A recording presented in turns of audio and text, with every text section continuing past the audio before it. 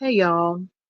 So I wanted to share something that I experienced to try to help you understand how oftentimes things aren't as you remember them in your memories in your mind, and it can help you understand how whenever you are trying to change your life and change your circumstances, how when you hear shift your thoughts, shift your mind, and your life will shift. This is a real life example of this to try to help you understand in a deeper way or another way. So I went on a trip today with my children. We went out of town, and to the area I was in, I lived there for many years. And I remember the town one way. And as I was planning our trip, I was thinking, well, I want to go by this restaurant. There was this restaurant that I really used to like to go to when my children were babies, and it was at a mall that was in the town. And so I said, we can go to this restaurant and we can go visit these different areas, just things that I remember.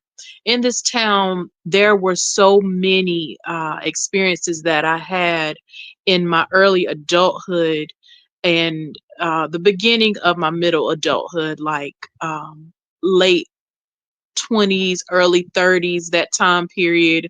Really, it began. My life was shaped by the experiences in that town from that time period, and because I went to college in the area. And so, you have, I had experiences from that time as well.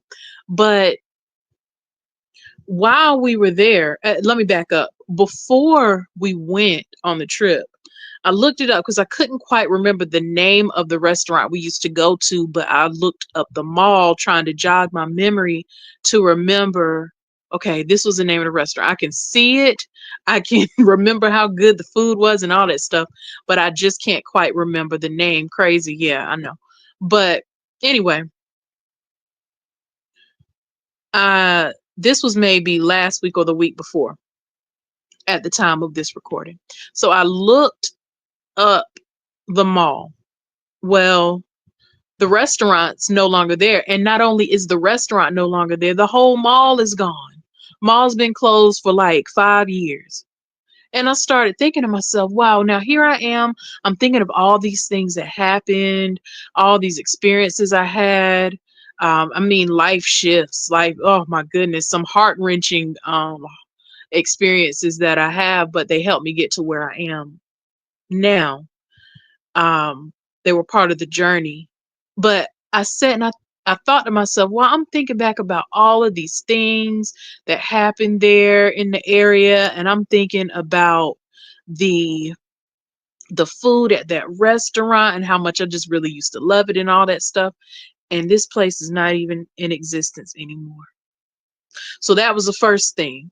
And then the second thing, when we were actually in the town, when we were on our trip, we rode by a lot of places, but one of them was this shopping center that I used to go to a lot. It had like all types of cultural foods and just different things that you can't find everywhere. And so I went, and the whole shopping center is shut down. I mean, desolate, gone, caged up, fenced up, boarded up buildings. I'm like, damn, this whole shopping center is gone too. And so, from the experience that I had about the restaurant and the whole mall being closed, now here we have a whole shopping center being closed. It had me thinking, this is how it is when we think back on things. We think on our experiences that we've had in life, and we remember them one way, and we tend to repeat these experiences over and over in our mind in the way that we remember them. But if you go forward, those things might not even be in existence anymore, because either the place isn't in existence, or the person you remember isn't in existence, or you yourself isn't in existence in the way that you were then. You are not the same person that you were when those experiences happen. You're different now.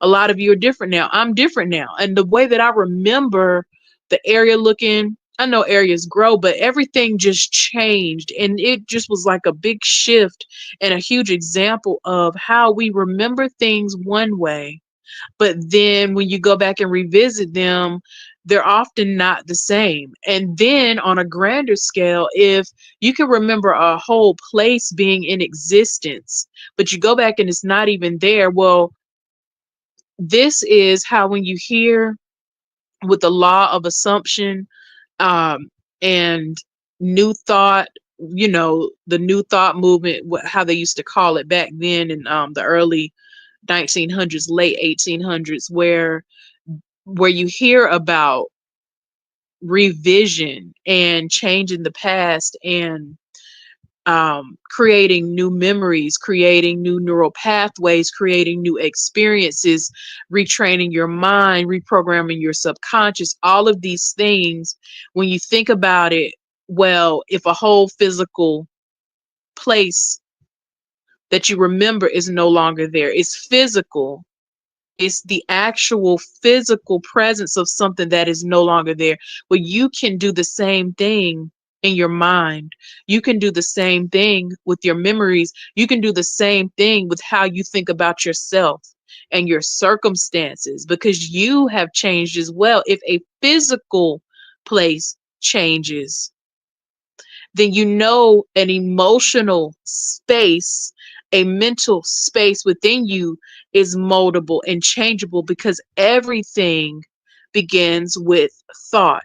Everything begins with thought.